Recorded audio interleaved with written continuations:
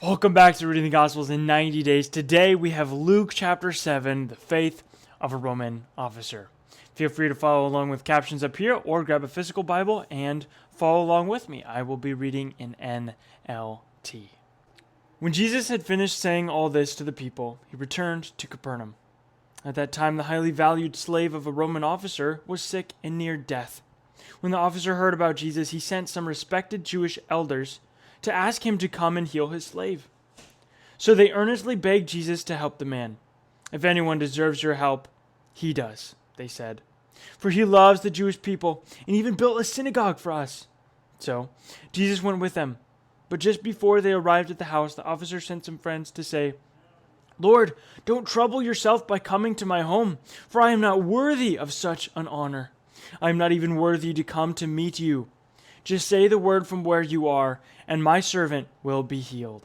I know this because I am under the authority of my superior officers, and I have authority over my soldiers. I only need to say go and they go, or come and they come. And if I say to my slaves, do this, they do it." When Jesus heard this, he was amazed. Turning to the crowd that was following him, he said, "I tell you, I haven't seen faith like this in all Israel." And when the officer's friends returned to his house, they found the slave completely healed. Jesus raises a widow's son. Soon afterward, Jesus went with his disciples to the village of Nain, and a large crowd followed him. A funeral procession was coming out, and he approached the village gate. The young man who had died was a widow's only son, and a large crowd from her village was with her. When the Lord saw her, his heart overflowed with compassion.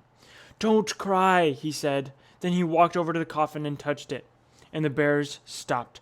"Young man," he said, "I tell you, get up." Then the dead boy sat up and began to talk, and Jesus gave him back to his mother. Great fear swept the crowd, and they praised God, saying, "A mighty prophet has risen among us. God has visited his people today." And the news about Jesus spread throughout Judea and the surrounding countryside. Wow. Jesus and John the Baptist. The disciples of John the Baptist told John about everything Jesus was doing. So John called for two of his disciples, and he sent them to the Lord to ask him, "Are you the Messiah we've been expecting, or should we keep looking for someone else?" John's two disciples found Jesus and said to him, "John the Baptist sent us to ask, are you the Messiah we've been expecting, or should we keep looking for someone else?"